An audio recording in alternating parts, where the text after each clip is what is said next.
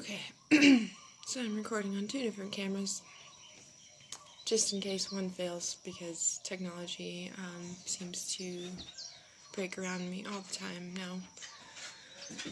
I don't know how to start this, so I'm just going to start talking, and maybe I will blend some other videos together before I make this an official video, but this is going to be the main one, to talk about everything. I need to just talk about it from the beginning.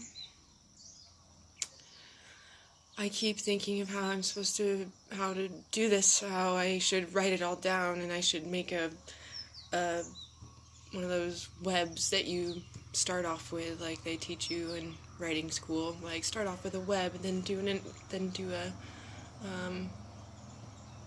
I can't even think of the words. Like a summary, and then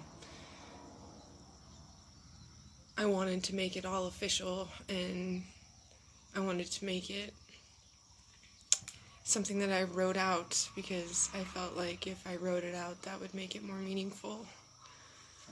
But the truth is, I don't have it in me. I don't have it in me to write it out. It's too hard to even think about. When I look at them, it's just too hard. I can't think. I can't breathe. They are the loves of my life, and they are taken away from me. And I need to explain the story of how it all happened. I'm wearing a Mario onesie because it makes me feel safe. And I'm wearing my friend's cross because it also makes me feel safe. I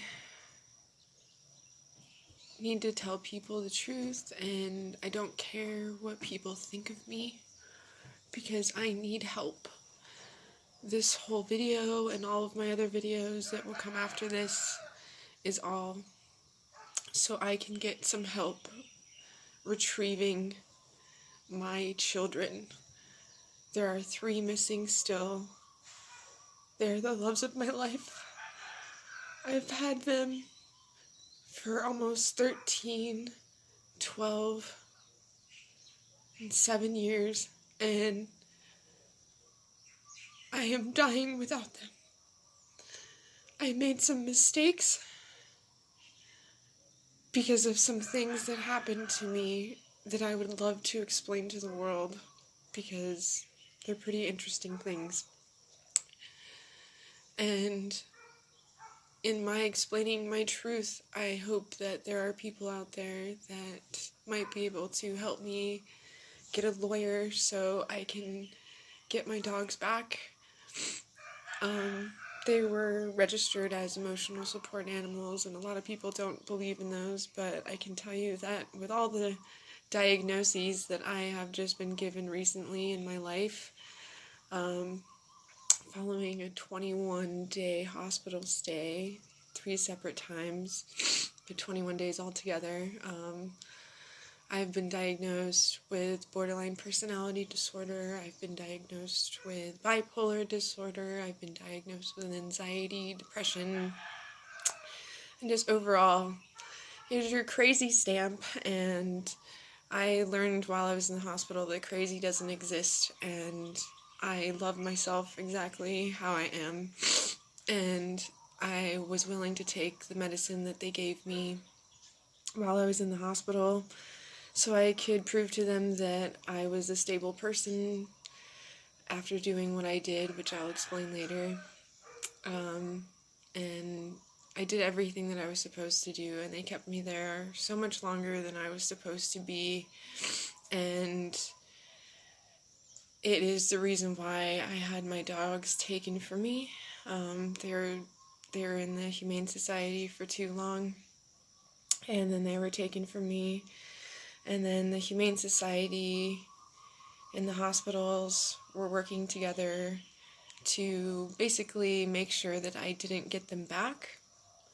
They didn't want me to get them back, and they said that I was an unfit dog mother, which is not true. I was having a really hard time in my life for a lot of different reasons, and I was having a moment. Lots of people have moments, and I've had a few in my life. This one was definitely the biggest. They call it a bipolar manic episode. I think it can be called a whole bunch of different things. I think certain people believe in certain ideas, and I have just recently started to believe in God, and before that I believed in the universe and how everything happens for a reason, and I believed in angel numbers and seeing signs from whatever it is that we come from, but I believed in science because I've believed in science my whole life. It's what I've always wanted to go to school for. And I know now that there is something else because of what has happened to me, and I would like to explain it. It's so hard to even begin to talk about because there's so much, and I don't want to get off the track that I'm trying to tell. I guess this is why it should have been better written out, but I don't have it in me to write it out. I have a hard time just getting out of bed every day when I used to have a basset hound who would wake me up every morning with his whining. Every single morning he would make sure that I was awake, even though he could go outside by himself. He was my alarm clock. I don't have him anymore. For almost 13 years, he's been in my life. And he's the love of my life. And I miss him so much. When I'm sad, he was the thing that made me happy. I mean, they all did, but Keebler was my shadow. He literally followed me around everywhere I went. There was not a time where I didn't have him right next to me. If he was asleep and if he felt me move, he would follow me around the house, and he was my shadow. And I've gone through so much with him. He had to have this surgery that was awful, and I dreaded every moment of it, and he survived it, and it was really expensive, and ever since moving to this island, we've had bad things happen to us, and Keebler has always been there. And everyone has always told me that it's the reason why I have so many problems in my life is because he's a basset hound and he's so bad and he escapes and he howls and he's my child. Oh God, and it is so hard to live without him. I can't think, I can't get up, I can't find the happiness that I used to have in life, because it was him. It has been him since I was 16 years old. Since the moment he put his little puppy paw up on that window in that pet store, I knew that he was my Keebler, and that we were going to be together forever. He was the dog that I've wanted my whole life, and he became mine, and oh my God, that dog has changed my life, and we have never been apart this long, ever. And he has separation anxiety, as do I, which has probably been more increased by the fact that he does, and anytime I left him, he would howl and freak out, and so I took him with me all the time, everywhere I went, and when we were homeless for 6 months, and I had 5 dogs living in a car, and everyone thought I was crazy because I wouldn't give my dogs away, but they were my children, and Keebler has been my child since I was 17 years old. Ada came after like a year, and I've had her since the day she was born. She was my mom's Chihuahua's puppy, and she was born after 2 dogs died, and I was the only one home, and I did the whole 101 Dalmatians mouth-to-mouth CPR thing, trying to get them to come alive because I wasn't awake, and then when I woke up, she was trying to, like, lick them alive, and I felt responsible. And the first one that lived was Ada, and so I was attached to her. And so I've had her since the day she was born. And I don't even like little chihuahuas. Like, she's afraid of everything, and I've never hurt her a day in her life, but I'm the only person that she comes to. I'm the only person that she feels safe with. Like, even sometimes she's afraid of me, and I can't even imagine where she's at right now, like how afraid she is, and who's taking care of her. And if she's hiding, and if they can find her, and if she gets out, because she gets out so easily, like... And I know that her face looks messed up because she had a surgery too, and it was really, really expensive. And it was because Remedy, my other dog, bit her. Freak accident, and everyone told me Remedy was a bad dog, but she's not. She saved my life. But Ada had to have surgery, and then the surgery failed, and the metal plate fell out of her face, and they said that if she had another surgery, it would just hurt her more, and that she was fine and she didn't feel pain. And so they said that she might need another surgery, and that whoever was adopting her might have been doing this. And I have no idea. Like, if she's even okay. She's an old dog, and she has, like, issues, and she's afraid of everything. And then Remedy is literally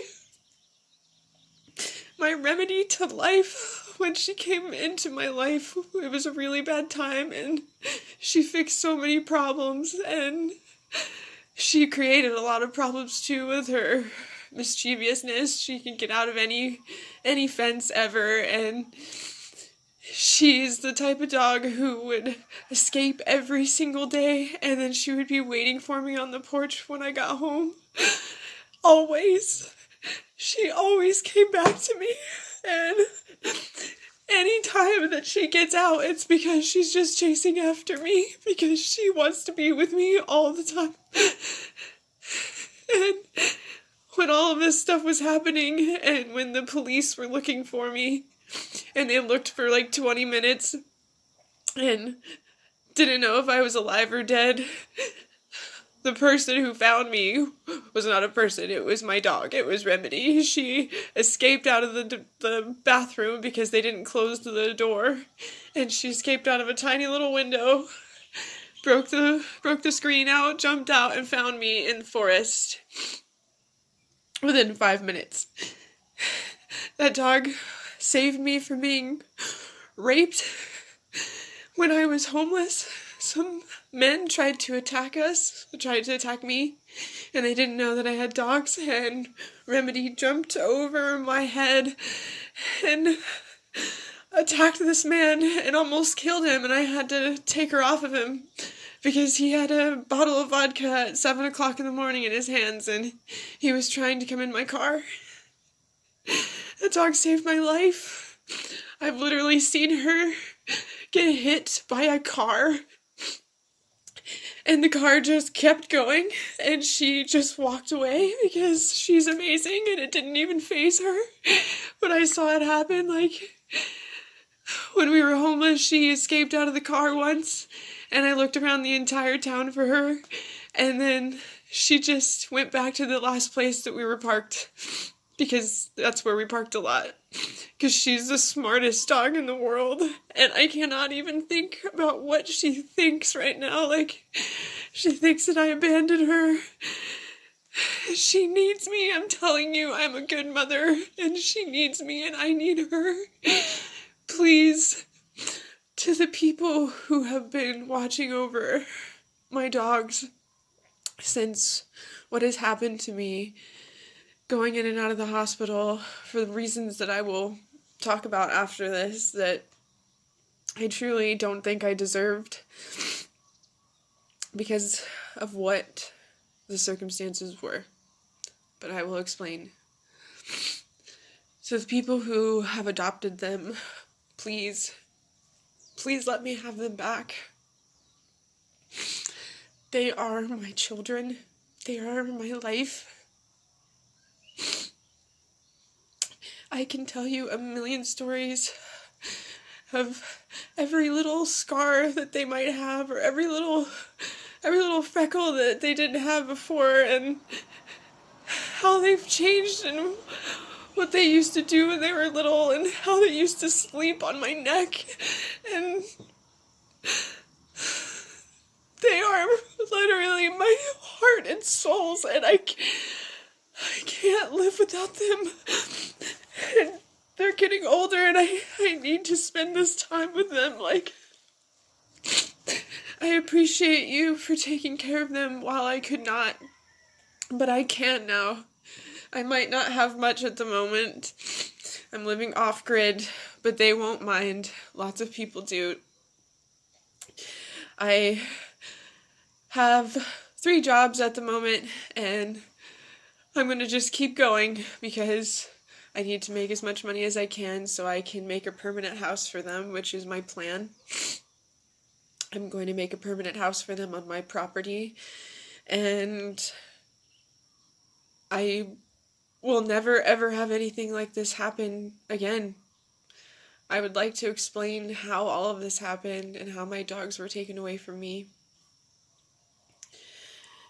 And it's hard to explain because most people probably won't believe me. So I'm going to make this a little bit comical because I'm really hungry and I need to eat something. So as we just digest the fact that all of my children have been taken away from me, I was in the hospital for 21 days, and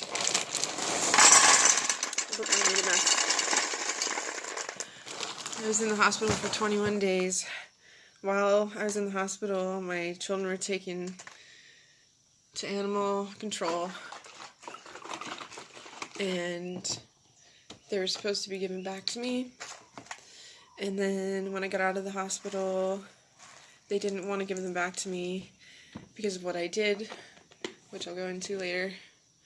And I understand why they had concerns, but they had no right to take my kids away from me. They had no right to do what they did. I was supposed to have 30 days to get them back, and they didn't communicate with me who the people were, how to get them back. They didn't say anything because I wasn't allowed to speak to them. And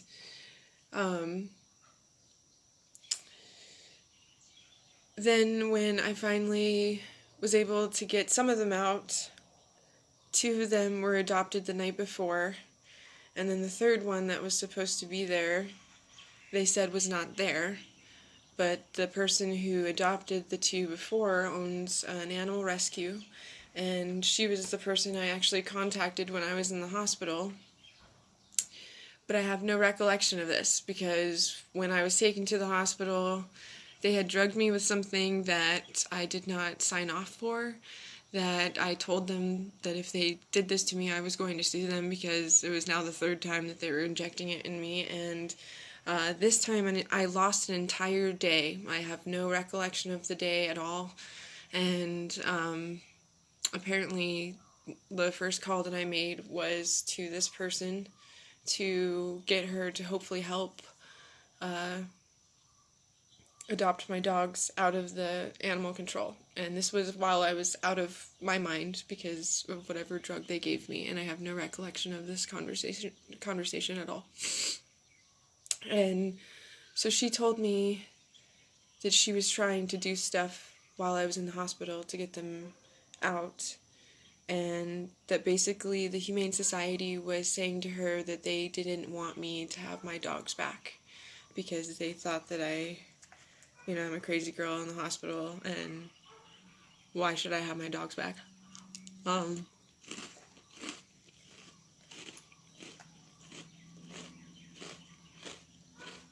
I can understand what this looks like. I'm 29 years old. I'm wearing a Mario onesie and eating Cocoa Puffs out of a styrofoam bowl with a plastic spoon. I hate myself right now, but times are hard. And I didn't do this to myself. I had my life, I had a job, I had a house, I had all of my dogs, and then I went to the hospital because of some stuff that really I should not have been in the hospital for, at least as long as I was, because I was cleared every time. And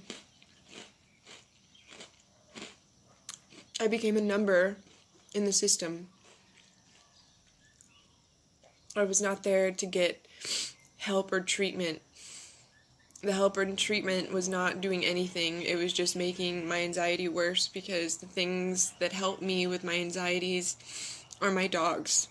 And that's why, like, some people really do need emotional support animals. Like, I don't need them to go into the grocery store every time with me, even though I have to wear headphones on my head anytime I go into a loud place like that, because I feel like I have Asperger's, which is an entirely other thing, but I truly do feel like I get overwhelmed in crowded places, and I always want my dogs around me. Like, always, always. They make me feel so much better.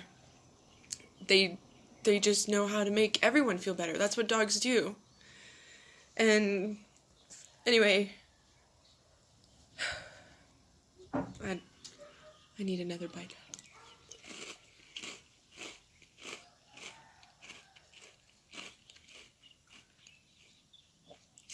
So the animal control did not want me to have my dogs back. And the day that I went in there, they had said that the lady who I contacted came and adopted 2 of my dogs. And I was like, well, what about the third one? Because the other 3 had already been adopted out. And then the third one that was supposed to be there, it was little Dobby, a little house elf. And she's right there. Dobby! Dobby! Oh, that's Dobby. Anyway, and that's Peaches back there. So I asked them about Dobby, and this is while I had a police escort, okay? So I had a police escort with me because of what I did, which I'll get into later. So I made sure that I was going to be safe and that they were going to be safe and there wasn't going to be any problem. So I brought the police escort with me, and they told me and the police escort that my third dog wasn't there and she had been adopted already too. They lied straight to my face, and they lied straight to the police officer's face, because when I got out of the Humane Society thinking that I was going to go in with 3 dogs, coming out with 0 dogs, I didn't know who to call, and I called this lady who they had mentioned at the very end when I was walking out. Oh yeah, well Debbie adopted the other 2, and then I was like, oh my gosh, okay, well I have at least a lead, because I had no recollection of calling her. So I called her, and then she told me how I had called her while I was in the hospital and asked her to help me with all of this, and I had no memory of it at all. And so she said that my Basset Hound was given to a Basset Hound couple, like somebody who has 2 Basset Hounds. So that makes me feel like he's in a good place, and hopefully he's not, being used for, like, breeding or... I mean, I've always wanted Keebler puppies, but he's really old, and he's still a virgin, and I just hope that he's not being used as, like, a hunting dog, because he doesn't know how to do that, and I really hope that Remedy's not being used as a hunting dog, because she has this aggression in her now that came from this bad stuff that happened to me, and it created an aggression in her, and she's taken it out on little vermin-type animals before, like the mongoose, and I don't want her to become a dog that learns how to do stuff like that. I want her to be able to get her energy out, but like, people do things with dogs here that are not okay, and that was the whole reason why all of this started in the first place, because I couldn't handle looking at it anymore, and I had to do something about it.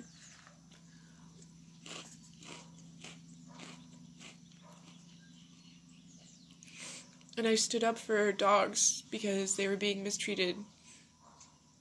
And then everyone thought I was crazy. And then they made me go to a hospital. And then my life was taken away from me.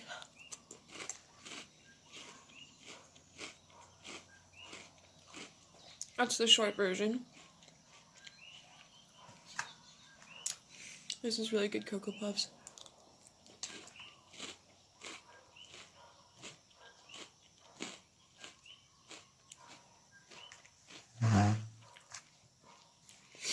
I want to tell people how it all started.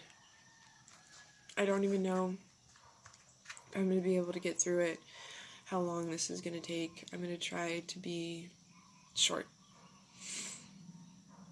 But I just have to start from the beginning. So, in July, I got fired from my job. I had a hernia. I had a doctor's note for it. I also challenged the dress code because it was not smart, and I felt like I was going to pass out there all the time, and other people could wear shorts, and I wanted to wear shorts, and it was stupid. Anyway, so they fired me. And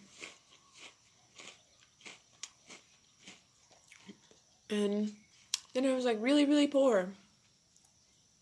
Like, I didn't have money for anything, for food or anything, and I was starving. And I asked people for help to feed myself and my dogs. And no one helped me. And looking back, it's like all a blur, like how the timeline was, but basically there was like a period of like 5 days where I didn't eat. And I had like all the food that like was in the house, like rice and powdered mashed potatoes and like really cheap food like I made for the dogs, and I just like kind of put it all over the floor like evenly so they could like try to, get enough. And then like I let them out into the forest like to hope that they could like catch something. Like, I was, like, starting to, like, lose my mind a little because I hadn't eaten for 5 days. And, yeah, like, I had a boyfriend at the time that was, like, on and off, and we still are on and off, and, he didn't know how bad it was, and then when I tried to explain it to him, he got me a cab so I could go into town and get food, and, get food for the dogs because my car wasn't working. And yeah, so that kind of like started it all off because I was really poor. I didn't have any food, didn't have a job. I was worried about everything. And then one day, this is what started it off. So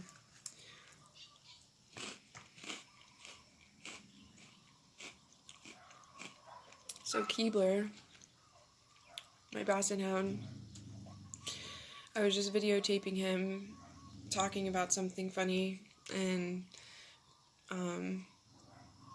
talking about how he poops a lot or whatever.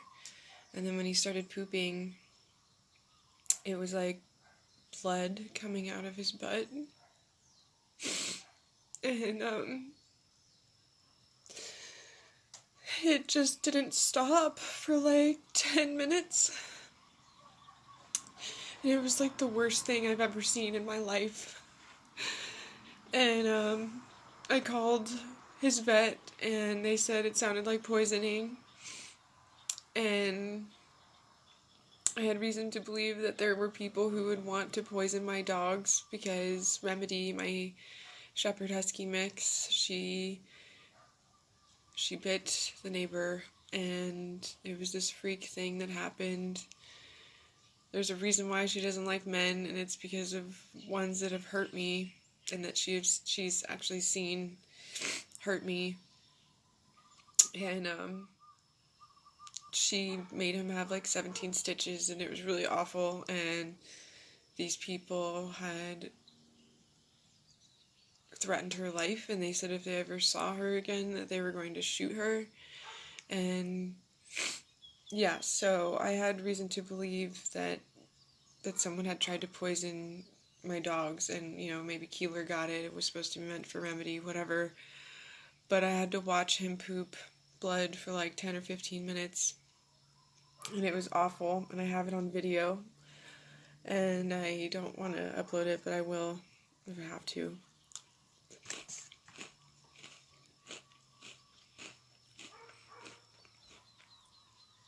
To get people to understand how terrible it was. So that kind of made me go crazy, because I didn't have any money for gas to get to his vet, which was 2 hours away from me. I didn't have money for a vet at all, and so I had no idea what to do because my family wasn't helping me at the moment. Like, I really had no one to ask for help.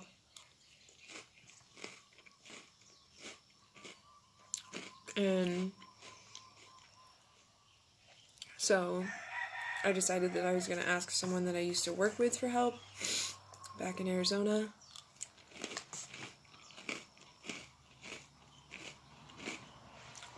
And that started like this huge thing.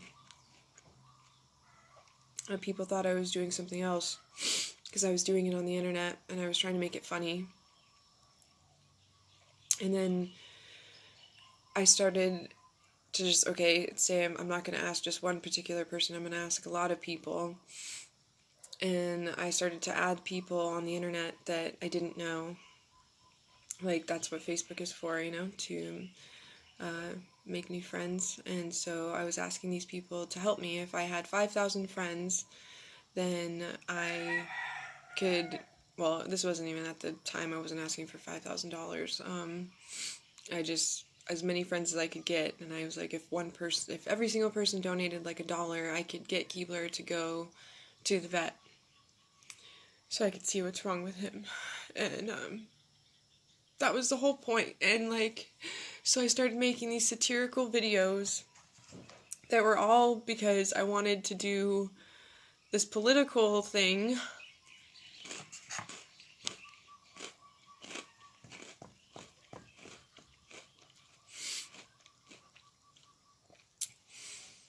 Before Keebler started pooping freaking blood bombs out of his butthole, I had this idea to start my YouTube channel. I was going to start on Facebook, and I wanted to do like this science experiment with my niece and with other kids around. Like, I wanted the parents to ask their children like the answers, and then the parents would just get on their Facebook and type in what they thought the answers were.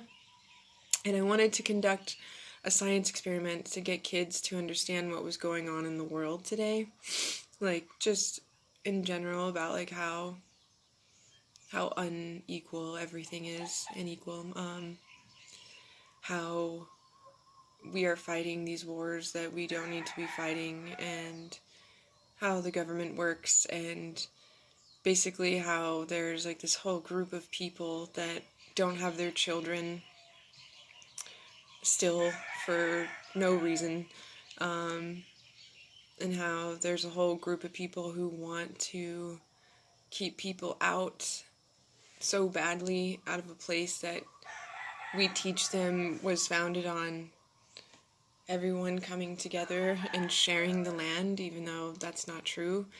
Like, I just wanted to give children the opportunity to know the truth.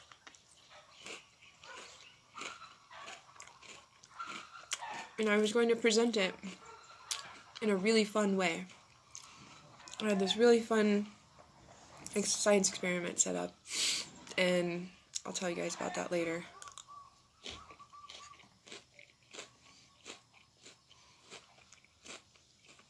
And so part of the science experiment evolved. And it evolved in a way that just kind of like came out of nowhere. I wasn't planning it. I didn't write it down first. It just like came out of me. I was like, what if I do a group text, kind of like how they used to do a like a forwarded email, where you just email a whole bunch of people that you probably don't know very well, and you try to get them to listen to whatever you're saying. Well, I thought it'd be a good idea to do that, but for like my political thing that I was trying to get. And this was supposed to be meant for adults, but to ask their children these questions. So I kind of like, the way that I wrote it was like children asking adults, like, why is the world like this? Why is the world like this? And it was all written in hashtags, which I thought was really clever, because that's how people like talk now. They, you know, everything's a hashtag on the internet, Facebook, Instagram, you know, everything is a hashtag, and that's what is like the trending thing, and that's how the president likes to talk, you know. And so I was really against all that kind of stuff, so that's why I was like making fun of it. And but also it makes you look at it, because I had all the words like pressed together. So I thought it was actually kind of creative, and I sent it to like maybe like 60 people or something like that, and then I was hoping that they were going to get the idea to continue to pass it on. But it ended up being like a whole bunch of different strands of it that went out, and a lot of people got mad at me. A lot of people thought I was insane just for what I sent, because it was crazy, but it was supposed to make you think.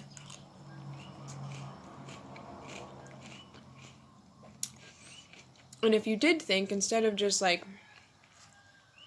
being paranoid and scared, maybe you would have understood what I was trying to do.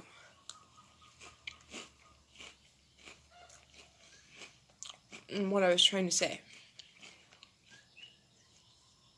Like, I was trying to talk about how it's totally possible that the government could have access to, you know, all of our internet, everything. Like, anything that we do with the camera is sent up to the cloud, and of course they have access to it. Like, why wouldn't they? It's just the internet, you know? So my science experiment kind of evolved after that to me videoing stuff and seeing if anything happened. Okay, this is hard to explain.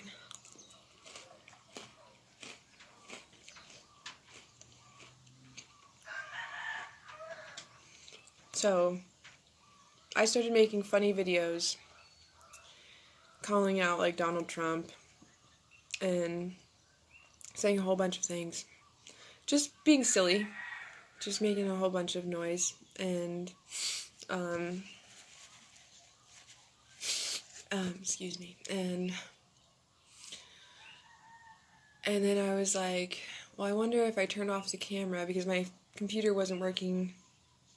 And I was like, I wonder if I keep the camera open, but I don't actually have it videoing, if they could still, like, see me, you know. And so basically I just kind of talked a lot, and I had it recording some of the time, and then I had it off some of the time, and it was just me, like, kind of talking about stuff that I wrote down, and, like, things that I think that the world should be like, and how we could end world hunger, and, you know, fix the whole planet, and the things that I've been wanting to do my whole life. And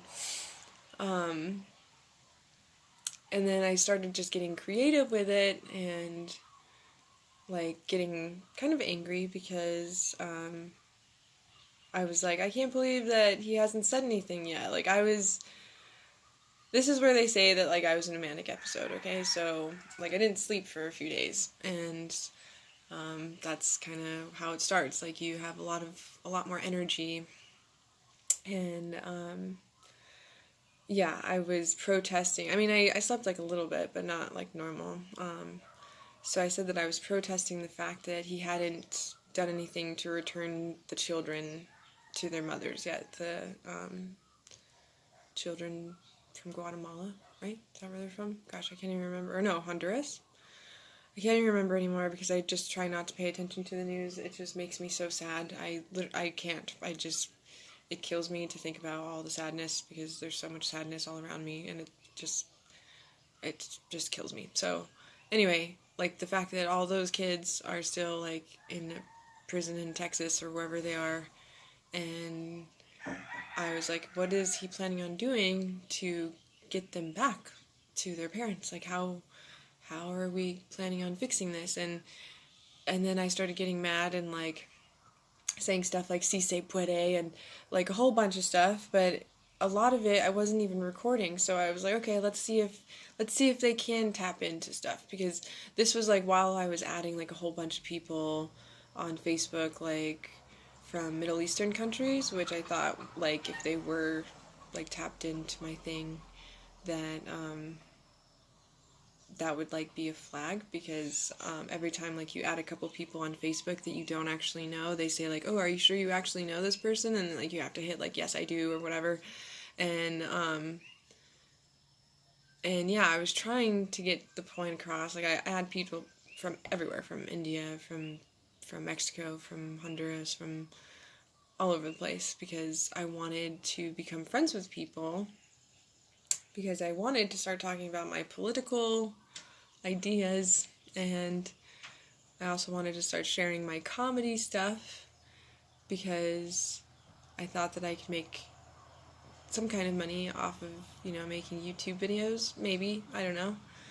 But the main point was that I needed to raise money for Keebler, and that was how it all started. That was the reason why I was like, okay, well, I'm finally going to make something and do something. And so I thought I could just add a whole bunch of people from around the world and ask them for help. And I just started making these videos, and I guess it kind of got out of control.